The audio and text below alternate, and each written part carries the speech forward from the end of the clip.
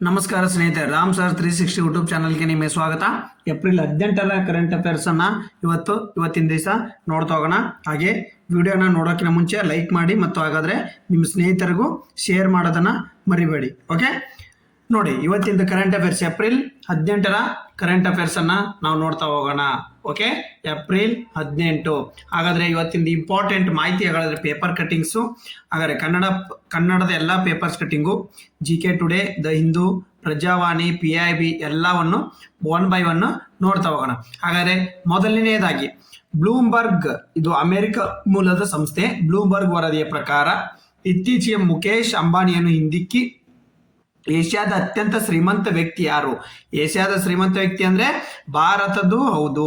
ಭಾರತದ ಮತ್ತು ಏಷ್ಯಾದ ಶ್ರೀಮಂತ ವ್ಯಕ್ತಿಯಾಗಿ ಯಾರು ಇತ್ತೀಚೆಗೆ ಎಮರ್ಜ್ ಆಗಿದ್ದಾರೆ ಅಂತಂದ್ರೆ ನೋಡಿ, ಆಪ್ಷನ್ ಅಲ್ಲಿ ಕೊಟ್ಟಿರ್ತಕ್ಕಂಥದ್ದು ನ್ಯೂಸ್ ಪೇಪರ್ ಆರ್ಟಿಕಲ್ ಅಲ್ಲೂ ಬಂದಿರ್ತಕ್ಕಂಥ ಯಾರು?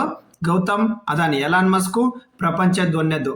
ಓಕೆ, ನೋಡ್ತಾ ಹೋದ್ರೆ ನೋಡಿ ಇವರು ಮಾಹಿತಿ ನವದೆಹಲಿ ನೋಡ್ರಿ, PTI ಅದಾನಿ ಏಷ್ಯಾದ ಶ್ರೀಮಂತ ವ್ಯಕ್ತಿ ಸಮೂಹ ಮಾಧ್ಯಮ. ನೋಡ್ರಿ, ಅದಾನಿ ಸಮೂಹದ ಗೌತಮ್ ಅದಾನಿ ಏಷ್ಯಾದ ಅತ್ಯಂತ ಶ್ರೀಮಂತ ವ್ಯಕ್ತಿ ಆಗಿ ಹೊರಹೊಮ್ಮಿರ್ತಕ್ಕಂಥದ್ದು.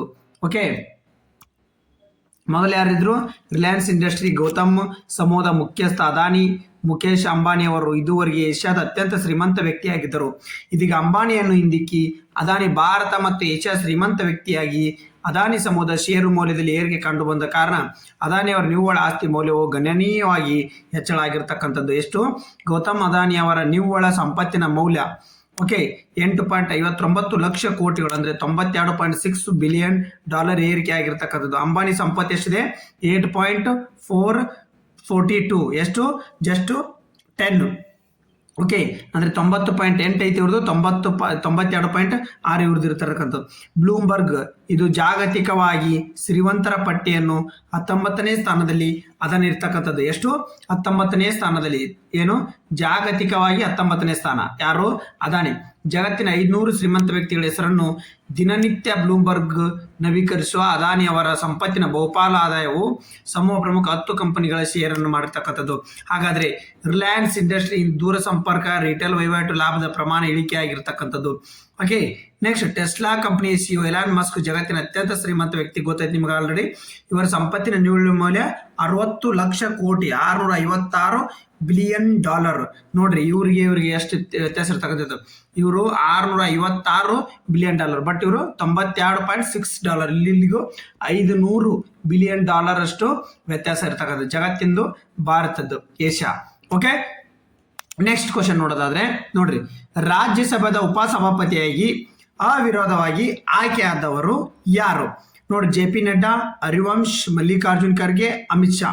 ನೋಡ್ರಿ, ರಾಜ್ಯಸಭೆಯ ಉಪಸಭಾಪತಿಯಾಗಿ ಯಾರನ್ನ ಆಯ್ಕೆ ಮಾಡಲಾಗಿತ್ತಂದ್ರೆ ಹರಿವಂಶನವರು ಇತ್ತೀಚೆಗೆ ರಾಜ್ಯಸಭೆಯ ಉಪಸಭಾಪತಿಯಾಗಿ ಅವಿರೋಧವಾಗಿ ಆಯ್ಕೆ ಆಗಿರ್ತಕ್ಕಂಥದ್ದು. ಹಾಗಾದ್ರೆ ಉಪಸಭಾಪತಿಯಾಗಿ ಆಯ್ಕೆ ಆದ್ರೆ ಇವರು ಸಭಾಪತಿ ಯಾರಿದ್ದಾರೆ? ಈಗ ನೋಡ್ರಿ, ರಾಜ್ಯಸಭಾದ ಸಭಾಪತಿ ಯಾರಿದ್ದಾರೆ? ಉಪರಾಷ್ಟ್ರಪತಿ ಯಾರು? CP ರಾಧಾಕೃಷ್ಣನ್. ಯಾರಿದ್ದಾರೆ ಈಗ? CP ರಾಧಾಕೃಷ್ಣನ್ ಅವರು ಏನು ರಾಜ್ಯಸಭೆಯ ಸಭಾಪತಿ ಇರ್ತಕ್ಕಂಥವ್ರು. CP ರಾಧಾಕೃಷ್ಣನ್. ಉಪಸಭಾಪತಿ ಬಂದ್ರೆ ಹರಿವಂಶ್ ಅವರು. ಪ್ರಸ್ತುತ CP ರಾಧಾಕೃಷ್ಣ ಸೆಪ್ಟೆಂಬರ್ 15ರಂದು 2025ರಿಂದ ಏನ್ ಮಾಡ್ತಿದ್ದಾರೆ? ಅವರು ಸಭಾಪತಿಯಾಗಿ ಕೆಲಸ ಮಾಡ್ತಿದ್ದಾರೆ. ಉಪಾಧ್ಯಕ್ಷರು ಯಾರೀಗ? ಹರಿವಂಶ ನಾರಾಯಣ್ ಅವರು. ಓಕೆ, ಏನ್ ನೋಡಿ, ಇಲ್ಲಿ ಮಾಹಿತಿ ನ್ಯೂಸ್ ಪೇಪರ್ ಅಲ್ಲಿ ಬಂದಿರತಕ್ಕಂಥದ್ದು. ರಾಜ್ಯಸಭೆಗೆ ಉಪಸಭಾಪತಿಯಾಗಿ ಹರಿವಂಶ ಅವರು ಶುಕ್ರವಾರ ವಿರೋಧ ಆಯ್ಕೆಯಾಗಿದ್ದಾರೆ. ಭಾರತೀಯ ಸಂಸತ್ ಇತಿಹಾಸದಲ್ಲಿ ಇದೆಲ್ಲ ಮೊದಲ ಬಾರಿಗೆ ರಾಷ್ಟ್ರಪತಿಗಳಿಂದ ನಾಮನಿರ್ದೇಶನಗೊಂಡ ಸದಸ್ಯರೊಬ್ಬರು. ನೋಡ್ರಿ, ರಾಷ್ಟ್ರಪತಿಯಿಂದ ನಾಮನಿರ್ದೇಶನಗೊಂಡ ಮೊದಲ ಸದಸ್ಯ ಭಾರತ ಇತಿಹಾಸದಲ್ಲಿನೇ ಮೊದಲು ಉಪಾಪತಿ ಸ್ಥಾನಕ್ಕೆ ಆಯ್ಕೆಯಾಗಿದ್ದಾರೆ. ಸದನದಲ್ಲಿ ಕೇಂದ್ರ ಸಚಿವ ಹಾಗೂ ಸಭಾನಾಯಕ JP ನಡ್ಡಾ ಅವರು ಹರಿವಂಶ್ ಅವರ ಹೆಸರನ್ನು ಸೂಚಿಸಿದ ಮೊದಲ ಪ್ರಸ್ತಾವನೆ ಮಂಡಿಸಿದರು. ಇವರ ಆಯ್ಕೆ ಸದನದ ಎಲ್ಲಾ ಪಕ್ಷಗಳು ಸ್ವಾಗತ ಮಾಡಿರ್ತಕ್ಕಂಥದ್ದು. ಅವಿರೋಧವಾಗಿ ಆಯ್ಕೆ ಆಗಿರ್ತಕ್ಕಂಥ, ಅಂದ್ರೆ ಇವರು ರಾಜ್ಯಸಭೆಗೆ ಎಂಟ್ರಿ ಆಗ್ಬೇಕಾದ್ರೆ ನಾಮನಿರ್ದೇಶನಗೊಂಡು ಆಯ್ಕೆ ಆಗಿರ್ತಾರೆ. ರಾಷ್ಟ್ರಪತಿಯ ನಾಮನಿರ್ದೇಶನದ ಮೇರೆಗೆ ರಾಜ್ಯಸಭೆಗೆ ಆಯ್ಕೆ ಆಗಿರ್ತಾರೆ. ಇವ್ರನ್ನ ಉಪಸಭಾಪತಿಯಾಗಿ ಹರಿವಂಶ್ ನಾರಾಯಣ್ ಅವ್ರನ್ನ ಉಪಸಭಾಪತಿಯಾಗಿ ಆಯ್ಕೆ ಮಾಡಿರ್ತಕ್ಕಂಥದ್ದು. ಓಕೆ, ನೆಕ್ಸ್ಟ್ 2025-26ನೇ ಸಾಲಿನ ಶ್ರೀ ಕುಮಾರವ್ಯಾಸ ಪ್ರಶಸ್ತಿ ಭಾಜನರಾದವರು ಯಾರು? ನೋಡ್ರಿ, who has the honour with the Shri Kumar Vyasa award for the year of 225-226. Doctor Jayashree, Pandit M Kallinathan Shri, okay, Raghavendra Patil, Puttaraj Gavai ಅವರು. ಯಾರಾಗಾದ್ರೆ ಪಂಡಿತ್, ನೋಡ್ರಿ, ಪಂಡಿತ್ ಎಂ ಕಲ್ಲಿನಾಥ್ ಅವರು, ಪಂಡಿತ್ ಎಂ ಕಲ್ಲಿನಾಥ್ ಅವರು 2025-26 ಸಾಲಿನ ಕುಮಾರವ್ಯಾಸ ಪ್ರಶಸ್ತಿಗೆ ಭಾಜನರಾಗಿರ್ತಕ್ಕಂಥದ್ದು. ಓಕೆ, ನೋಡ್ರಿ, ಪುಟ್ಟರಾಜ ಗವಾಯಿಗಳ ಗರಡಿಯಲ್ಲಿ 12 ವರ್ಷಗಳ ಕಾಲ ಪುರಾಣ, ಪ್ರವಚನ, ಕಥಾಕೀರ್ತನ, ಸಂಗೀತ, ಸಾಹಿತ್ಯ, ನಾಟ್ಯಕಲೆಗಳನ್ನು ಅಭ್ಯಸಿಸಿ ಕರ್ನಾಟಕ, ಆಂಧ್ರ, ಮಹಾರಾಷ್ಟ್ರ ರಾಜ್ಯಗಳ ಕನ್ನಡ ನಾಡು ನುಡಿ ಭಾಷೆ ಸಂಸ್ಕೃತಿ ನಾಡಿನೆಲ್ಲ ಪರಿಚಿತ ಪಂಡಿತ್ ಶ್ರೀ ಕಲ್ಲಿನಾಥ್ ಅವರಿಗೆ ರಾಜ್ಯ ಸರ್ಕಾರ ನೀಡುವ, ನೋಡ್ರಿ ಯಾರು ನೀಡ್ತಕ್ಕಂಥದ್ದು, ರಾಜ್ಯ ಸರ್ಕಾರ ನೀಡುವ 2025-26 ಸಾಲಿನ ಕುಮಾರವ್ಯಾಸ ಪ್ರಶಸ್ತಿಗೆ ಏನು ಪ್ರಕಟಣೆ ಮಾಡಿರ್ತಕ್ಕಂಥದ್ದು ಯಾರು, ಕಲ್ಲಿನಾಥ ಶಾಸ್ತ್ರಿಗೆ ಅವರಿಗೆ. ನೋಡ್ರಿ, ಇದು ಪ್ರಶಸ್ತಿ ಮೊತ್ತ ಎಷ್ಟು ಹೊಂದಿರ್ತದೆ ಅಂದ್ರೆ 3 lakhs ಪ್ರಶಸ್ತಿ ಮೊತ್ತವನ್ನ ಹೊಂದಿರತಕ್ಕಂಥದ್ದು. ಕುಮಾರವ್ಯಾಸ ಪ್ರಶಸ್ತಿ ಎಷ್ಟು? 3 lakhs. ಗೊತ್ತಿರಲಿ ನಿಮಗೆ. 3 ಲಕ್ಷ ಇತರ ಅಂಶಗಳು, ವಿಗ್ರಹ, ಫಲಕ ಮತ್ತು ಶಾಲ್ವಾರನ ಕ್ಷೇತ್ರಿ. ಯಾವ? ಕರ್ನಾಟಕ ಶಾಸ್ತ್ರೀಯ ಸಂಗೀತದಲ್ಲಿ ಅಪೂರ್ವ ಸೇವೆ ಮಾಡಿದವರಿಗೆ, ಕರ್ನಾಟಕ ಶಾಸ್ತ್ರೀಯ ಸಂಗೀತ, ಕಲೆ, ಸಾಹಿತ್ಯದಲ್ಲಿ ಅಪೂರ್ವ ಸೇವೆ ಮಾಡಿದವರಿಗೆ ಈ ಕುಮಾರವ್ಯಾಸ ಪ್ರಶಸ್ತಿಯನ್ನ ನೀಡಿ ಕರ್ನಾಟಕ ಸರ್ಕಾರ ಗೌರವ ಮಾಡ್ತಕ್ಕಂಥದ್ದು. ಓಕೆ, ಇದನ್ನ ಯಾರ ಸ್ಮರಣಾರ್ಥ ಕೊಡ್ತಕ್ಕಂಥದ್ದು? ಕಲ್ಲಿನಾಥ್. ನೋಡ್ರಿ, ಕವಿ ಕುಮಾರವ್ಯಾಸರ ಸ್ಮರಣಾರ್ಥವಾಗಿ ಈ ಪ್ರಶಸ್ತಿಯನ್ನ ಮಾಡ್ತಕ್ಕಂಥದ್ದು. ಓಕೆ, ನೆಕ್ಸ್ಟ್ ನೋಡೋದಾದ್ರೆ ನೋಡಿ, ಬಹಳ ಇಂಪಾರ್ಟೆಂಟ್. ಯಾವ ನದಿಯಲ್ಲಿ ಮೊಸಳೆಗಳ ಸಂರಕ್ಷಣೆಗಾಗಿ ಮೊಸಳೆ ಸಂರಕ್ಷಣಾ ಯೋಜನೆಯನ್ನು ಜಾರಿಗೆ ತರಲು ಸೂಚಿಸಿರ್ತಕ್ಕಂಥದ್ದು? ಕಾವೇರಿ, ಕೃಷ್ಣ, ಜಂಬಲ್, ಗಂಗಾ ನದಿ. ಓಕೆ, ಯಾವುದು? ಯಾವ ನದಿಯಲ್ಲಿ ಮೊಸಳೆಗಳ ಸಂರಕ್ಷಣೆಗಾಗಿ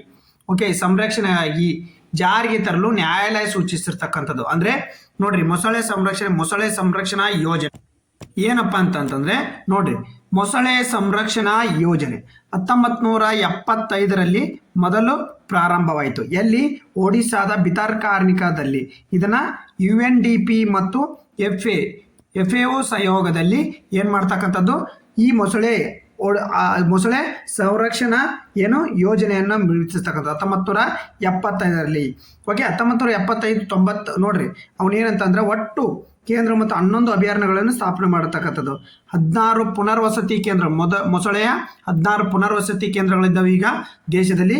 ಒಟ್ಟು 11 ಅಭಯಾರಣ್ಯಗಳಿರ್ತಕ್ಕಂಥದ್ದು, ಮೊಸಳೆ ಅಭಯಾರಣ್ಯಗಳು 11 ಇರ್ತಕ್ಕಂಥದ್ದು. ಈಗ ನೀವಾಗಿ ಹೊಸದು ಮೊಸಳೆ ಸಂರಕ್ಷಣಾ ಯೋಜನೆ ಅಡಿಯಲ್ಲಿ ಇನ್ನೊಂದು ಜಾರಿಗೆ ತರಲ ಹೊಂಟಿರ್ತಕ್ಕಂಥದ್ದು ಜಂಬಲ್ ನದಿಯನ್ನ ಮೊಸಳೆ ಸಂರಕ್ಷಣೆ ಯೋಜನೆ ಅಡಿ ಬರ್ತಕ್ಕಂಥ ಕೆಲಸ ಮಾಡಿ ಅಂತೇಳಿ ಕೋರ್ಟು ಆದೇಶ ಮಾಡಿರ್ತಕ್ಕಂಥದ್ದು. ಓಕೆ, ನೋಡ್ರಿ, ಹಾಗಾದ್ರೆ ಮಾಹಿತಿ. ಅಳಿವಿನಂಚಿಲಿರುವ ಅಪರೂಪದ ನೋಡ್ರಿ ಗೆರಿಯಲ್ ಮೂತಿಯ ಮೊಸಳೆಯು ಪ್ರಭೇದವು ಆವಾಸ ಸ್ಥಾನದಲ್ಲಿರುವ ರಾಷ್ಟ್ರೀಯ ಚಂಬಲ್ ಅಭಯಾರಣ್ಯ. ನೋಡ್ರಿ, ರಾಷ್ಟ್ರೀಯ ಚಂಬಲ್ ಅಭಯಾರಣ್ಯದ ನಡೆಯುತ್ತಿರುವ ಅಕ್ರಮ ಮರಳು ಗಣಿಗಾರಿಕೆ ಭೀಕರ ಪರಿಸರ ವಿಪತ್ತು ಸೃಷ್ಟಿಸಿದೆ ಎಂದು ಸುಪ್ರೀಂ ಕೋರ್ಟ್ ಶುಕ್ರವಾರ ತೀವ್ರ ಕಳವಳ ವ್ಯಕ್ತಪಡಿಸಿದೆ. ನದಿ ಪಾತ್ರದಲ್ಲಿ ಅವಿತರವಾದ ನಡೆಯುತ್ತಿರುವುದು ಈ ಅಕ್ರಮ ಚಟುವಟಿಕೆ ನೈಸರ್ಗಿಕ ಸಮತೋಲನ ಹಾಳುಗೆಡುತ್ತಿದೆ. ಸರ್ಕಾರ ಜಾರಿ ತಂದಿರುವ ಗೆರಿಯಲ್ ಸಂರಕ್ಷಣಾ ಯೋಜನೆ ದೊಡ್ಡ ಅಪಾಯವಾಗಿ ಪರಿಣಮಿಸಿದೆ. ಓಕೆ, ಮರಳು ದಂಧೆ ಹತ್ತಿಕ್ಕುವಲ್ಲಿ ವಿಫಲವಾದ ರಾಜಸ್ಥಾನ, ಮಧ್ಯಪ್ರದೇಶ, ಉತ್ತರ ಪ್ರದೇಶ ವಿರುದ್ಧ ಅಸಮಾಧಾನ ವ್ಯಕ್ತಪಡಿಸಿರ್ತಕ್ಕಂಥದ್ದು. ಅಪರೂಪ ನೋಡ್ರಿ, ಇಲ್ಲೇ ಜಂಬಲ್ ನದಿ ಅಭಯಾರಣ್ಯದಲ್ಲಿ ನಡೆಯುವ ಅಕ್ರಮ ಗಣಿಗಾರಿಕೆ ಈ ಮೊಸಳೆಯನ್ನ ಅಳಿವಿನಂಚಲ್ಲಿ ಒಯ್ತಾ ಇರತಕ್ಕಂಥದ್ದು. ಗೆರಿಯಲ್ ಅಪರೂಪ ಆಮೆ ಡಾಲ್ಫಿನ್ಗಳ ಆವಾಸ್ಥಾನ ಆಗಿರುವ ಗೆರಿಯಲ್ಲು ಮೊಸಳೆ, ಅಪರೂಪದ ಆಮೆ ಮತ್ತು ಡಾಲ್ಫಿನ್ ಆವಾಸ ಸ್ಥಾನ ಆಗಿರುವ ಜಂಬಲ್ ನದಿ. ಅಪರೂಪದ ಜೈವ ವೈದ್ಯ ರಾಜಸ್ಥಾನ್, ಮಧ್ಯಪ್ರದೇಶ, ಉತ್ತರ ಪ್ರದೇಶದ ಗಡಿ ಭಾಗಗಳಲ್ಲಿ ಹರಡಿರುವ ಸುಮಾರು 5400 ಚದರ ಕಿಲೋಮೀಟರ್ ವ್ಯಾಪ್ತಿಯ ಜಂಬಲ್ ಅಭಯಾರಣ್ಯವು ಗೆರಿಯಲ್ಗಳ ಜೊತೆ ಗಂಗಾ ನದಿ ಡಾಲ್ಫಿನ್ಗಳ, ಕೆಂಪು ಕಿರೀಟದ ಅಪರೂಪದ ಆಮೆಗಳಿಗೂ ಆಶ್ರಯ ನೀಡಿರ್ತಕ್ಕಂಥದ್ದು. ಮಾಧ್ಯಮ ಬಂದ ವರದಿಯ ಸುಪ್ರೀಂ ಕೋರ್ಟ್ ಪ್ರಕಾರ ಸ್ವಯಂ ಪ್ರೇರಣೆಯಾಗಿ ಏನ್ ಮಾಡ್ತಕ್ಕಂಥದ್ದು ಕೇಸ್ ತಗೊಂಡು ಇವನ್ನ ಸಂರಕ್ಷಣೆ ಮಾಡಿ ಇಲ್ಲಿ ಮೊಸಳೆ ಪ್ರಾಜೆಕ್ಟ್ ಅನ್ನ 1975ರ ಮೊಸಳೆ ಸಂರಕ್ಷಣಾ ಪ್ರಾಜೆಕ್ಟ್ ಅನ್ನ ಇಲ್ಲಿ ಜಾರಿಗೆ ತನ್ನಿ ಅಂತೇಳಿ ಸುಪ್ರೀಂ ಕೋರ್ಟ್ ಅಲ್ಲಿ ರಾಜ್ಯ ಸರ್ಕಾರಗಳಿಗೆ ಮತ್ತು ಕೇಂದ್ರ ಸರ್ಕಾರಗಳಿಗೆ ಏನು ಮಾಡಿರ್ತಕ್ಕಂಥ ಸೂಚನೆ ಕೊಟ್ಟಿರ್ತಕ್ಕಂಥದ್ದು. Okay, next morning consultants. ನೋಡ್ರಿ, according to the morning consult survey who rank the first in the list of the world most popular leader ಅಂತ ಕೇಳಿದ್ದಾರೆ. ಪಾಪ್ಯುಲರ್ ಲೀಡರ್ ಯಾರು? ಮಾರ್ನಿಂಗ್ ಕನ್ಸಲ್ಟೆಂಟ್ ಸರ್ವೆ ಮಾಡಿರ್ತಕ್ಕಂಥ Andrej Babis, Lee Jae Myung, Narendra Modi, Elon Musk. ನಿಮಗೆಲ್ಲ ಗೊತ್ತೈತಿ ವಿಶ್ವದ ಅತ್ಯಂತ ಜನಪ್ರಿಯ ನಾಯಕ ಅಂತಂದ್ರೆ ನಮ್ಮ ನರೇಂದ್ರ ಮೋದಿಯವರು. ಓಕೆ, ಇವತ್ತಿನ ನ್ಯೂಸ್ ಪೇಪರ್ಲಿ ಬಂದಿರತಕ್ಕಂಥದ್ದು ಅಮೆರಿಕ ಮೂಲದ ಮಾರ್ನಿಂಗ್ ಕನ್ಸಲ್ಟೆಂಟ್ ನಡೆಸಿದ ಸಮೀಕ್ಷೆಯಲ್ಲಿ ಪ್ರಧಾನಿ ನರೇಂದ್ರ ಮೋದಿ ಅವರು ವಿಶ್ವದ ಅತ್ಯಂತ ಜನಪ್ರಿಯ ನಾಯಕರಾಗಿ ಹೊರಹೊಮ್ಮಿದ್ದಾರೆ.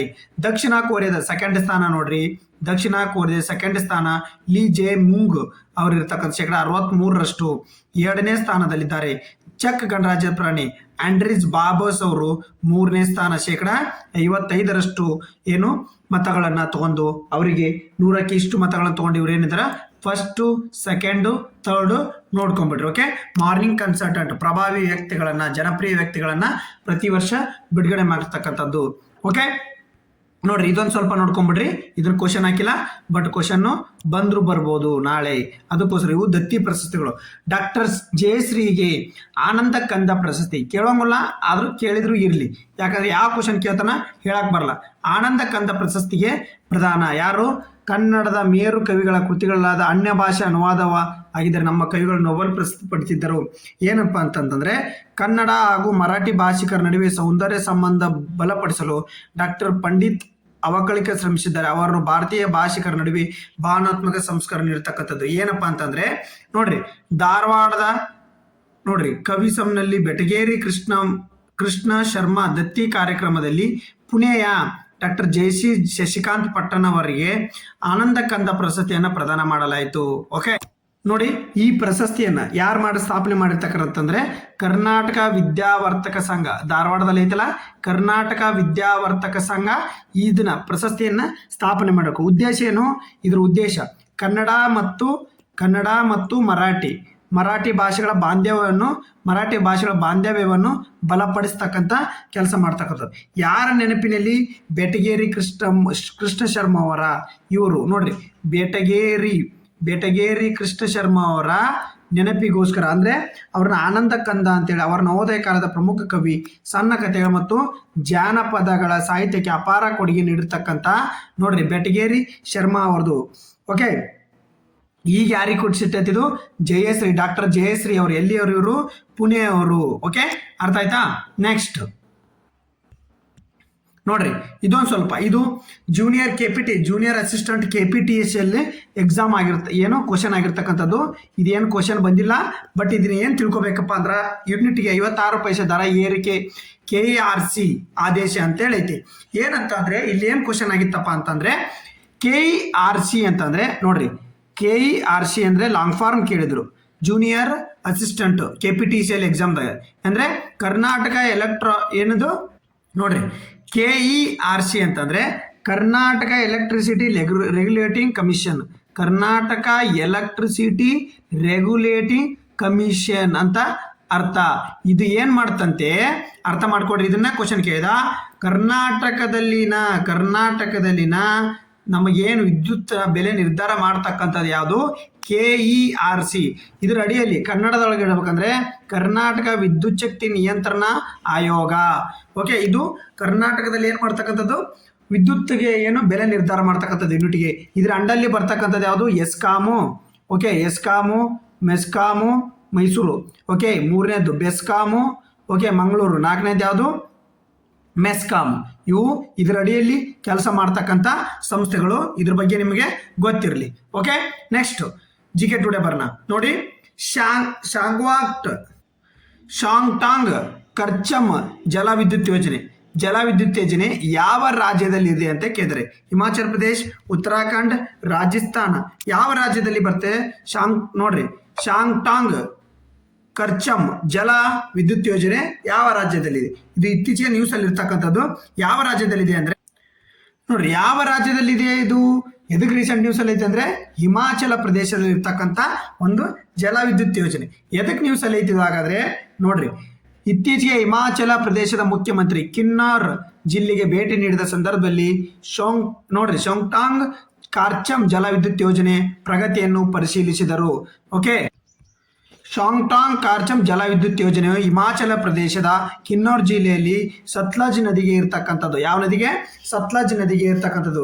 ಈ ನದಿಯ ಮೂಲಕ ಹರಿಯುವ ಯೋಜನೆಯಾಗಿರ್ತಕ್ಕಂಥದ್ದು. ದೊಡ್ಡ ಸಂಗ್ರಹಣಾ ಜಲ ಇವುಗಳಲ್ಲಿ ನೈಸರ್ಗಿಕ ನದಿ ಹರಿವು ಬಳಸಿಕೊಂಡು ವಿದ್ಯುತ್ತನ್ನು ಉತ್ಪಾದನೆ ಮಾಡ್ತಕ್ಕಂಥ ಇತ್ತೀಚೆಗೆ ಹಿಮಾಚಲ ಪ್ರದೇಶದ ಮುಖ್ಯಮಂತ್ರಿ ಈ ಜಲ ವಿದ್ಯುತ್ ಯೋಜನೆಗೆ ಏನು ಭೇಟಿ ನೀಡಿದಾಗ ಅಲ್ಲಿ ಏನು ನ್ಯೂಸ್ ಅಲ್ಲಿ ಆಗಿರ್ತಕ್ಕಂಥ ಸೆಂಟ್ರಲ್ ಗೌರ್ಮೆಂಟ್ ಎಕ್ಸಾಮ್ಗೆ ಭಾಳ ಇಂಪಾರ್ಟೆಂಟ್ ಆಗ್ತಾವೆ.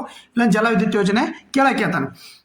ಒಟ್ಟು ಸ್ಥಾಪಿತ ಸಾಮರ್ಥ್ಯ ಎತ್ತು 450 ಮೆಗಾವ್ಯಾಟ್ ಅಂದರೆ ನೋಡ್ರಿ ಟರ್ಬೈನ್ಗಳನ್ನು ಹೊಂದಿರತಕ್ಕಂಥದ್ದು. ಓಕೆ ನೋಡ್ರಿ, ಇದನ್ನು ರಾಜ್ಯ ಸ್ವಾಮ್ಯದ ಕಂಪನಿಯಾದ Himachal Pradesh power corporation limited HPCL ಅಭಿವೃದ್ಧಿಪಡಿಸತಕ್ಕಂಥದ್ದು. ಈ ಯೋಜನೆ ಶುದ್ಧ ಇಂಧನ ಉತ್ಪಾದನೆಯನ್ನು ಹೆಚ್ಚಿಸುವ ಮತ್ತು ಪಳೆಯುಳಿಕೆ ಇಂಧನ ಮೇಲೆ ಅವಲಂಬನೆಯನ್ನು ಕಡಿಮೆ ಮಾಡುವ ಗುರಿಯನ್ನು ಹೊಂದಿರತಕ್ಕಂಥದ್ದು. ಇಲ್ಲಿ ನೈಸರ್ಗಿಕವಾಗಿ ಹರಿತಕ್ಕಂಥ ಸತ್ಲೇಜ್ ನದಿಗೆ ಅಡ್ಡಲಾಗಿ ಹಿಮಾಚಲ ಪ್ರದೇಶದಲ್ಲಿ ಯಾವುದಂದ್ರೆ ಸೊಂಗ್ಟಾಂಗ್ ಕಾರ್ಚಮ್ ಜಲ ವಿದ್ಯುತ್ ಯೋಜನೆಯನ್ನು ಪ್ರಗತಿಯನ್ನು ಪರಿಶೀಲನೆಯಲ್ಲಿ ಇರತಕ್ಕಂಥದ್ದು. ನೋಡಿ, ಜೊಂಗ್ಟಾಂಗ್ ಕಾರ್ಚಮ್ ಜಲ ವಿದ್ಯುತ್ ಯೋಜನೆ ಯಾವ ನದಿಗೆ ಯಾವ ರಾಜ್ಯದಲ್ಲಿ ಕಟ್ಟಲಾಗಿದೆ ಅಂದರೆ ಹಿಮಾಚಲ ಪ್ರದೇಶದಲ್ಲಿ ಸತ್ಲೇಜ್ ನದಿಗೆ ಕಟ್ಟಲಾಗಿರ್ತಕ್ಕಂಥ ಒಂದು ಜಲ ವಿದ್ಯುತ್ ಯೋಜನೆ. ಹಾಗಾದ್ರೆ ನೆಕ್ಸ್ಟ್ ಕ್ವಶನ್ ಬರ್ರಿ. ಇತ್ತೀಚೆಗೆ ಪತ್ತೆಯಾದ ಬಿಲ್ ರಿಡ್ ಹಾವಿನ ಜಾತಿಯ ಕ್ಯಾಲಮರಿಯಾ ಗ್ಯಾರೋಯೆನ್ಸಿಸ್ ಅನ್ನು ಯಾವ ರಾಜ್ಯದಲ್ಲಿ ಗುರುತಿಸಲಾಗಿದೆ? ನೋಡ್ರಿ, Calamaria garoensis is newly discovered species of in the burrowing red snake was recently in the state ಅಂತ ಕೇಳಿದಾನೆ. ಯಾವ್ದಂತಂದ್ರೆ ಮೇಘಾಲಯ. ಎಲ್ಲಿ? ಮೇಘಾಲಯದಲ್ಲಿ. ಮೇಘಾಲಯದಲ್ಲಿ. ನೋಡ್ರಿ, ಕ್ಯಾಲಮರಿಯಾ ಗ್ಯಾರೋಯೆನ್ಸಿಸ್ ಎಂಬುದು ಮೇಘಾಲಯದ ಪಶ್ಚಿಮ ಗಾರೋ ಬೆಟ್ಟಗಳಲ್ಲಿ ಗುರುತಿಸಲ್ಪಡುವ ಹೊಸದಾಗಿ ಪತ್ತೆಯಾದ ಬಿಲ ಮಾಡುವ ರಿಡ್ ಹಾವಿನ ಜಾತಿ ಆಗಿರ್ತಕ್ಕಂಥದ್ದು. ಇದು ಪ್ರಸ್ತುತ ಗಾರೋ ಬೆಟ್ಟಗಳಲ್ಲಿ ಸ್ಥಳೀಯವಾಗಿರ್ತಕ್ಕಂಥ ಒಂದು ಹಾವು. ನಿರ್ಬಂಧಿತ ಭೌಗೋಳಿಕ ವಿತರಣೆಯನ್ನು ಸೂಚಿಸುತ್ತದೆ. ಇದು ಸಣ್ಣ ರಹಸ್ಯ ಬಿಲ ಮಾಡುವ ಹಾವುಗಳಿಗೆ ಹೆಸರುವಾಸಿಯಾದ ಕ್ಯಾಲಮರಿಯಾ ಕುಲಕ್ಕೆ ಸೇರಿರ್ತಕ್ಕಂಥ ಒಂದು ರಿಡ್ ಹಾವುಗಳು. ಈ ಹಾವುಗಳು ನೋಡ್ರಿ, ಈ ಹಾವುಗಳು ವಿಷಕಾರಿ ಅಲ್ಲ. ತೆಳ್ಳಗಿನ ಮತ್ತು ಪಳೆಯುಳಿಕೆಯಾಗಿರುತ್ತವೆ ಮತ್ತು ಭೂಗತ ಜೀವನಕ್ಕೆ ಹೊಂದಿಕೊಂಡಿರ್ತಕ್ಕಂಥ ಬಿಲದಲ್ಲೇ ಹೊಂದಿಕೊಂಡಿರ್ತಕ್ಕಂಥ ಹಾವುಗಳು. ಹಾವು ರಿಡ್ ಹಾವು ಜಾತಿಗೆ ಸೇರಿರ್ತಕ್ಕಂಥದ್ದು. ಅವು ಸಾಮಾನ್ಯವಾಗಿ ಕಂದು, ಕೆಂಪು ಅಥವಾ ಕಪ್ಪು ಬಣ್ಣದಲ್ಲಿ 3 ರೀತಿ ಬಣ್ಣದಲ್ಲಿರ್ತಕ್ಕಂಥ ಒಂದು ಬಿಲ್ ರಿಡ್ ಹಾವಿನ ಜಾತಿಯಾಗಿರ್ತಕ್ಕಂಥದ್ದು. ನೆಕ್ಸ್ಟ್ ಕ್ವಶನ್ ನೋಡೋದಾದ್ರೆ, ಭಾರತದ ಮೊದಲ ಮೀಸಲಾದ ನೋಡ್ರಿ what is the name India's first dedicated to nuclear missile tracking ಅಂದ್ರೆ ಓಸಿಯನ್ ಸರ್ವಿಲಿಯನ್ಸ್ ಶಿಪ್. ಅಂದ್ರೆ ಭಾರತದ ಮೊದಲ ಮೀಸಲಾದ ಪರಮಾಣು ಕ್ಷಿಪಣಿ ಟ್ರ್ಯಾಕಿಂಗ್ ಸಾಗರ ಕಣ್ಗಾವಲಿನ ಹಡಗಿನ ಹೆಸರೇನು ಅಂತಂದ್ರೆ ನ್ಯೂಕ್ಲಿಯರ್ ವೆಪನ್ ಬರ್ತಾವಲ್ಲ, ನ್ಯೂಕ್ಲಿಯರ್ ವೆಪನ್ ಅನ್ನ ಟ್ರ್ಯಾಕ್ ಮಾಡ್ತಕ್ಕಂಥ ಹಡಗಿನ ಹೆಸರೇನು ಅಂತ ಕೇಳಿದರೆ ಗೂಢಚಾರಿ ಹಡಗು. ನ್ಯೂಕ್ಲಿಯರ್ ಪ್ರಮಾಣದ ಹಡಗು ಇರ್ತಲ್ಲ, ಅದೇ ತರಂತ ನ್ಯೂಕ್ಲಿಯರ್ ವೆಪನ್ ನ ಬರ್ತಕ್ಕಂಥ ಟ್ರ್ಯಾಕಿಂಗ್ ಮಾಡ್ತಕ್ಕಂಥ ಹಡಗು ಯಾವ್ದಂತ ಅಂದ್ರೆ INS ಧ್ರುವ. ನೋಡ್ರಿ, INS ಧ್ರುವ ಅನ್ನೋದು ಸಾಗರ ಕಣ್ಗಾವಲಿನ ಹಡಗಿನ ಹೆಸರಾಗಿರ್ತಕ್ಕಂಥದ್ದು. ಏನು? ಪರಮಾಣು ಕ್ಷಿಪಣಿಯನ್ನ ಟ್ರ್ಯಾಕಿಂಗ್ ಮಾಡ್ತಕ್ಕಂಥದ್ದು. ನೋಡಿ, ಎದಕ್ಕೆ ನ್ಯೂಸ್ ಅಲ್ಲಿ ಐತೆ? INS ಧ್ರುವ ಭಾರತದ ಮೊದಲ ಮೀಸಲಾದ ಪರಮಾಣು ಕ್ಷಿಪಣಿಯ ಟ್ರ್ಯಾಕಿಂಗ್ ಸಾಗರದ ಕಣ್ಗಾವಲು ಹಡಗು ಆಗಿದ್ದು ಕಾರ್ಯತಂತ್ರದ ಕಡಲ ಸಾಮರ್ಥ್ಯವನ್ನು ಹೆಚ್ಚಿಸ್ತಕ್ಕಂಥದ್ದು. ಇದನ್ನು ಯಾವಾಗ? ಸೆಪ್ಟೆಂಬರ್ 10, 2020 ನಿಯೋಜಿಸಲಾಯಿತು. ಮತ್ತು ಹಿಂದೂಸ್ತಾನ್ ಶಿಪ್ಯಾರ್ಡ್ ಲಿಮಿಟೆಡ್, ರಕ್ಷಣಾ ಸಂಶೋಧನೆ ಮತ್ತು ಅಭಿವೃದ್ಧಿ ಸಂಸ್ಥೆ DRDO, ರಾಷ್ಟ್ರೀಯ ತಾಂತ್ರಿಕ ಸಂಶೋಧನಾ ಸಂಸ್ಥೆ NTRO ಸಹಯೋಗದಲ್ಲಿ ಇದನ್ನ ಯಾವುದು ಪರಮಾಣು ಕ್ಷಿಪಣಿ ಟ್ರ್ಯಾಕಿಂಗ್ INS ಧ್ರುವವನ್ನು ನಾವೇನು ಮಾಡಿರ್ತಕ್ಕಂಥದ್ದು ಬಿಲ್ಡ್ ಮಾಡಿರ್ತಕ್ಕಂಥದ್ದು. ಈ ಹಡಗು ಬ್ಯಾಲಿಸ್ಟಿಕ್ ಕ್ಷಿಪಣಿಗಳನ್ನು ಪತ್ತೆ ಹಚ್ಚತಕ್ಕಂಥದ್ದು. ಅಂದರೆ ಬೇರೆ ಕಾಂಟಿನೆಂಟ್ ಬ್ಯಾಲಿಸ್ಟಿಕ್ ಕ್ಷಿಪಣಿ ಬರ್ತಕ್ಕಂಥದ್ದು, ಬೇರೆ ಹಡಗಿನಿಂದ ಬರ್ತಕ್ಕಂಥ ಕ್ಷಿಪಣಿಗಳನ್ನು ಪತ್ತೆ ಹಚ್ಚತಕ್ಕಂಥ ಕೆಲಸ ಮಾಡುತ್ತೆ. ಎಲೆಕ್ಟ್ರಾನ್ ಇಂಟೆಲಿಜೆನ್ಸಿ ಅನ್ನು ಸಂಗ್ರಹಿಸುತ್ತದೆ. ಇದು ಭಾರತ ಕ್ಷಿಪಣಿ ರಕ್ಷಣಾ ಕಾರ್ಯಕ್ರಮವನ್ನು ಬೆಂಬಲಿಸ್ತಕ್ಕಂಥ ಕೆಲಸ ಮಾಡುತ್ತೆ. ಇದು ಕ್ಷಿಪಣಿಯ ಬೆದರಿಕೆ ಬಗ್ಗೆ ಮುಂಚೆನ ಏನು ನಮಗೆ ಎಚ್ಚರಿಕೆ ಕೊಡ್ತಕ್ಕಂಥ ಕೆಲಸ ಮಾಡುತ್ತೆ. ಮತ್ತು ಅದರ ಡೇಟಾವನ್ನು ಯಾವ ಕಡೆಗೆ ಹೋಗ್ತಿದೆ, ಬ್ಯಾಲಿಸ್ಟಿಕ್ ಕ್ಷಿಪಣಿಯ ಅದು ಯಾವ ಕಡೆಯಿಂದ ಬರ್ತಿದೆ, ಅದನ್ನೆಲ್ಲ ಡೇಟಾವನ್ನು ಸಂಗ್ರಹಣೆ ಮಾಡ್ತಕ್ಕಂಥ ಹಡಗು ಯಾವುದು? ನೋಡ್ರಿ, ಪರಮಾಣು ಕ್ಷಿಪಣಿಗಳ ಏನು ಟ್ರ್ಯಾಕಿಂಗ್ ಮಾಡ್ತಕ್ಕಂಥ ಹಡಗು ಯಾವುದು? INS ಧ್ರುವ. ನೆಕ್ಸ್ಟ್ ಕ್ವಶನ್ ನೋಡೋಣ. 2026 ಮೊದಲ ಬ್ರಿಕ್ಸ್ ಆರೋಗ್ಯ ಕಾರ್ಯ ಗುಂಪು ಸಭೆ ಎಲ್ಲಿ ನಡೆಯಿತು? ನವದೆಹಲಿ, ಚೆನ್ನೈ, ಹೈದರಾಬಾದು, ಬೆಂಗಳೂರು. ನಡೆಯುತ್ತಂತಂದ್ರೆ ನವದೆಹಲಿ ಒಳಗಡೆ ನವದೆಹಲಿಯ ಆರೋಗ್ಯ ಸಭೆ. ಓಕೆ, ಮೊದಲ ಬ್ರಿಕ್ಸ್ ಆರೋಗ್ಯ ಸಭೆ 2026. ಹಾಗಾದ್ರೆ ಬ್ರಿಕ್ಸ್ ಬಗ್ಗೆ ಆಮೇಲೆ ನೋಡೋಣ. ಇಲ್ಲಿ ನೋಡ್ರಿ, ಆರೋಗ್ಯ ಮತ್ತು ಕುಟುಂಬ ಕಲ್ಯಾಣ ಸಚಿವಾಲಯ 2026ರಲ್ಲಿ ನವದೆಹಲಿ ನಡೆದ ಬ್ರಿಕ್ಸ್ ಚೌಕಟ್ಟಿನ ಅಡಿಯಲ್ಲಿ ಮೊದಲ ಆರೋಗ್ಯ ಕಾರ್ಯಕ್ರಮ ಗುಂಪು ಸಭೆ ಅಧ್ಯಕ್ಷವನ್ನು ವಹಿಸ್ತಕ್ಕಂಥವ್ರು ಯಾರು? ಭಾರತ ವಹಿಸಿದ್ರು. ಈ ಸಭೆಯಲ್ಲಿ Brazil, Russia, Bharat, China 9 BRICS ಕಂಟ್ರಿಗಳು. ಓಕೆ, ಇತ್ತೀಚೆಗೆ ಇಥೋಪಿಯಾ, UAE ಮತ್ತು ಇಂಡೋನೇಷ್ಯಾ ಸೇರಿಕೊಂಡಿರ್ತಕ್ಕಂಥದ್ದು. 2010ರಲ್ಲಿ ದಕ್ಷಿಣ ಆಫ್ರಿಕಾ ಸೇರಿಕೊಂಡಿರ್ತಕ್ಕಂಥದ್ದು. ದಕ್ಷಿಣ Africa, Egypt, Ethiopia, UAE, Indonesia ಸೇರಿದಂತೆ 9 ಬ್ರಿಕ್ಸ್ ರಾಷ್ಟ್ರ ದೇಶ ಪ್ರತಿನಿಧಿಗಳು ಒಟ್ಟುಗೂಡಿರ್ತಕ್ಕಂಥದ್ದು. 2026ರಲ್ಲಿ ಬ್ರಿಕ್ಸ್ ಅಧ್ಯಕ್ಷರಾಗಿ ಭಾರತ. ನೋಡ್ರಿ, ಏನಂತಂದ್ರೆ ಈಗ ಆರೋಗ್ಯ ಸಭೆ ಮಾಡ್ತಿಲ್ಲ, ಅದರದ್ದು ಧ್ಯೇಯ ವಾಕ್ಯ ಏನಂತಂದ್ರೆ ಸ್ಥಿತಿಸ್ಥಾಪಕತ್ವ, ನಾವೀನ್ಯತೆ, ಸಹಕಾರ ಮತ್ತು ಸುಸ್ಥಿರಗಾಗಿ ನಿರ್ಮಾಣ ಎಂಬ ವಿಷಯವನ್ನು ಅಳವಡಿಸಿಕೊಂಡು ಇದು ಸಾಂಕ್ರಾಮಿಕ ಮತ್ತು ಸಾಂಕ್ರಾಮಿಕವಲ್ಲದ ರೋಗಗಳ ಬಗ್ಗೆ, ಸಾಂಕ್ರಾಮಿಕ ರೋಗ ಆರೋಗ್ಯ ವ್ಯವಸ್ಥೆ ಸೇರಿದಂತೆ ಸಾರ್ವಜನಿಕ ಆರೋಗ್ಯವನ್ನು ಬಲಪಡಿಸುವ ಗಮನ ಹರಿಸ್ತಕ್ಕಂಥ ಕೆಲಸ ಮಾಡುತ್ತೆ. ಆರೋಗ್ಯಕರ ಜೀವನ ಶೈಲಿಯನ್ನು ಉತ್ತೇಜಿಸುವ, ಮಾನಸಿಕ ಆರೋಗ್ಯ ಕ್ಷೇಮವನ್ನು ಸುಧಾರಿಸುವ ಹೊಸ ಅಧ್ಯಯನ ಭಾರತ ಪ್ರಸ್ತಾವನೆ ಮಾಡಿರ್ತಕ್ಕಂಥದ್ದು. ಓಕೆ ನೋಡ್ರಿ, ಬ್ರಿಕ್ಸ್ ಬಗ್ಗೆ ನಾವು ನೋಡೋದಾದ್ರೆ 2009ರಲ್ಲಿ ಇದು ಪ್ರಾರಂಭ ಆಗುತ್ತೆ. ಎಷ್ಟು? 2009ರಲ್ಲಿ. 2010ರಲ್ಲಿ ನಮಗೆ ದಕ್ಷಿಣ ಆಫ್ರಿಕಾ ಸೇರ್ಪಡೆ ಆಗ್ತಕ್ಕಂಥದ್ದು. ಅದೇ ರೀತಿ ಬ್ರಿಕ್ಸ್ ಪ್ಲಸ್ ಯಾವಾಗಂದ್ರೆ 2024ರಲ್ಲಿ ಯಾವ್ಯಾವು? ಸೌದಿ ಅರೇಬಿಯಾ, ಇರಾನು ಮತ್ತು UAE ಇವೆಲ್ಲ ಸೇರ್ಪಡೆಗೊಳ್ತವೆ. ಇದರ ಉದ್ದೇಶ ಏನಂತಂತಂದ್ರೆ ಜಾಗತಿಕ ಹಣಕಾಸು ವ್ಯವಸ್ಥೆಯಲ್ಲಿ ಸುಧಾರಣೆ ಮತ್ತು ಸ್ಥಳೀಯವಾಗಿ ಕರೆನ್ಸಿ ವ್ಯಾಪಾರ ಮತ್ತು ವಿಶ್ವ ಕ್ರಮವನ್ನು ಉತ್ತೇಜನ ಮಾಡ್ತಕ್ಕಂಥದ್ದು. ಹೊಸ ಅಭಿವೃದ್ಧಿ. ಈ ಬ್ರಿಕ್ಸ್ನ ಒಂದು ಬ್ಯಾಂಕ್ ಇರ್ತಕ್ಕಂಥದ್ದು NDB bank, national development bank. BRICS ಮೂಲಸೌಕರ್ಯ ಸುಸ್ಥಿರ ಅಭಿವೃದ್ಧಿಗಾಗಿ ಯೋಜನೆಗೆ ಮಾಡಿರ್ತಕ್ಕಂಥದ್ದು ಯಾವುದು? National development bank. ಮಲಾಲದಲ್ಲಿ ಇದರ ಕೇಂದ್ರ ಕಚೇರಿ ಇರ್ತಕ್ಕಂಥದ್ದು. ಇದ್ರ ಬಗ್ಗೆ ನಿಮ್ಗೆ ಬ್ರಿಕ್ಸ್ ಬಗ್ಗೆ ಇಷ್ಟು ಗೊತ್ತಿರಲಿ. ಓಕೆ, ನೆಕ್ಸ್ಟ್ ನೋಡೋದಾದ್ರೆ ನೋಡ್ರಿ, ಭಾರತದ ಮೊದಲ ಚಿಪ್ ಫ್ಯಾಬ್ರಿಕೇಶನ್ ಪ್ಲಾಂಟ್ ಅನ್ನು ಇತ್ತೀಚೆಗೆ ಯಾವ ಕೆಳಗಿನ ರಾಜ್ಯದಲ್ಲಿ ಸ್ಥಾಪಿಸಲು ಕೇಂದ್ರ ಸರ್ಕಾರ ಅಧಿಸೂಚನೆಯನ್ನು ಹೊರಡಿಸಿರ್ತಕ್ಕಂಥದ್ದು? ಚಿಪ್ ಫ್ಯಾಬ್ರಿಕೇಶನ್ ಪ್ಲಾಂಟ್ ಅನ್ನು ಇತ್ತೀಚೆಗೆ ಯಾವ ರಾಜ್ಯದಲ್ಲಿ ಸ್ಥಾಪಿಸಲು ಕೇಂದ್ರ ಸರ್ಕಾರ ಅಧಿಸೂಚನೆ ಹೊರಡಿಸ್ತಕ್ಕಂಥದ್ದು ಅಂದ್ರೆ, ನಾನು ಇವಾಗ ಮೊನ್ನೆ ಹೇಳ್ದಂಗೆ ಆಲ್ರೆಡಿ ಇದನ್ನು ಕರೆಂಟ್ ಅಫೇರ್ಸ್ ಒಳಗಡೆ ಹೇಳಿದ್ದೀನಿ. ಗುಜರಾತ್ನಲ್ಲಿ ಆಲ್ರೆಡಿ ನ್ಯೂಸ್ ಪೇಪರಲ್ಲಿ ಬಂದಾಗ ನಾನು ಹೇಳಿದ್ದೀನಿ. ಮತ್ತೆ PIB ಒಳಗಡೆ ಕ್ವಶನ್ ಆಗಿರ್ತಕ್ಕಂಥದ್ದು ಗುಜರಾತ್. ಏನಿದು ನೋಡ್ರಿ, ಗುಜರಾತ್ನ ಧೋಲ್ವೀರದಲ್ಲಿ ವಿಶೇಷ ಆರ್ಥಿಕ ವಲಯದ ಭಾರತದ ಮೊದಲ ಸೆಮಿ ಕಂಡಕ್ಟರ್ ಚಿಪ್ ತಯಾರಿಕಾ ಘಟಕವನ್ನು ಸ್ಥಾಪಿಸಲಾಗುತ್ತೆ. ಇದು ಟಾಟಾ ಗ್ರೂಪ್ ಮತ್ತು ತೈವಾನ್ ಸಹಯೋಗದೊಂದಿಗೆ ಸುಮಾರು 91,000 ಕೋಟಿ ಹೂಡಿಕೆ ನಿರ್ಮಾಣವಾಗಿರ್ತಕ್ಕಂಥದ್ದು. ಭಾರತದ ಮೊದಲ ಸೆಮಿ ಕಂಡಕ್ಟರ್ ಚಿಪ್ ತಯಾರಿಕಾ ಘಟಕ ಎಲ್ಲಿ? ಗುಜರಾತ್ನ ಧೋಲ್ವೀರದಲ್ಲಿ ಟಾಟಾ ಮತ್ತು ತೈವಾನ್ನ ಸಹಯೋಗದಲ್ಲಿ. ಓಕೆ, ನೆಕ್ಸ್ಟ್ ಕ್ವಶನ್ ಬರೋಣ.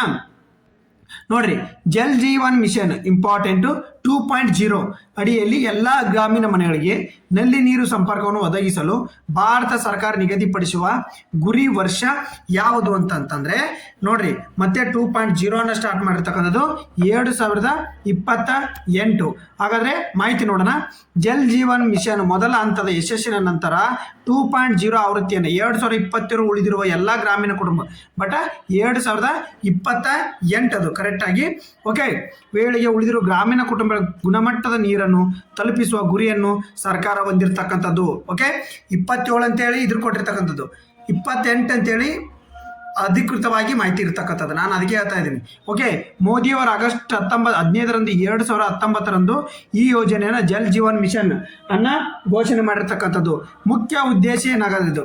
2024ರ ವೇಳೆಗೆ ಈಗ 2028ರವರೆಗೆ ವಿಸ್ತರಿಸಲಾಗಿದೆ. ನೋಡ್ರಿ, 2028 ಇಸ್ ರೈಟ್ ಆನ್ಸರ್. ಪ್ರತಿ ಗ್ರಾಮೀಣ ಕುಟುಂಬಕ್ಕೆ ಕ್ರಿಯಾತ್ಮಕ ಗೃಹ ನಲ್ಲಿ ಸಂಪರ್ಕ ನೀಡುವುದು ಇದರ ಮೇನ್ ಉದ್ದೇಶ.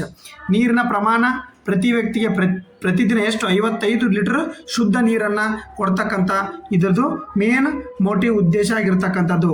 ಓಕೆ, ನೆಕ್ಸ್ಟ್ ನೋಡ್ರಿ ಇದೊಂದು ನಿನ್ನಿರ್ತಕ್ಕಂಥ ಕರೆಂಟ್ ಅಫೇರ್ಸ್. ನೀವು ಇದನ್ನ ಕಮೆಂಟ್ ಮಾಡ್ರಿ, ಕಮೆಂಟ್ ಮೂಲಕ ಆನ್ಸರ್ ಮಾಡಿರಿ. ಏನಂತೆ? ಇತ್ತೀಚೆಗೆ ಕರ್ನಾಟಕ ವನ್ಯಜೀವಿ ಮಂಡಳಿ ಯಾವ ಜಿಲ್ಲೆ 2877 ಎಕರೆ ಅರಣ್ಯವನ್ನು ಸಂರಕ್ಷಿತ ಮೀಸಲು ಎಂದು ಘೋಷಿಸಲು ನಿರ್ಧರಿಸ ಮಾಡ್ತಕ್ಕಂಥದ್ದು? ಬೆಳಗಾವಿ, ಬೆಂಗಳೂರು, ಕಲಬುರಗಿ, ಮೈಸೂರು. ನೀವು ನಿನ್ನೆ ಕರೆಂಟ್ ಅಫೇರ್ಸ್ ನೋಡಿದ್ರೆ ಇದು ಸರಿಯಾದ ಉತ್ತರ ಸಿಗುತ್ತೆ. ಸರಿಯಾದ ಉತ್ತರನ ಕಮೆಂಟ್ ಮಾಡಿ. ಓಕೆ, ಧನ್ಯವಾದಗಳು. ಲೈಕ್ ಮಾಡೋದನ್ನ ಮರಿಬೇಡ್ರಿ. ಹಾಗೆ ಶೇರ್ ಮಾಡಿರಿ. ಯಾರು ರೆಕಾರ್ಡೆಡ್ ಕೇಳ್ತಿರ್ತಿರಲ್ಲ ಎಲ್ಲರೂ ಕಮೆಂಟ್ ಮೂಲಕ ಕಮೆಂಟನ್ನು ಆನ್ಸರ್ చేసి ಓಕೆ.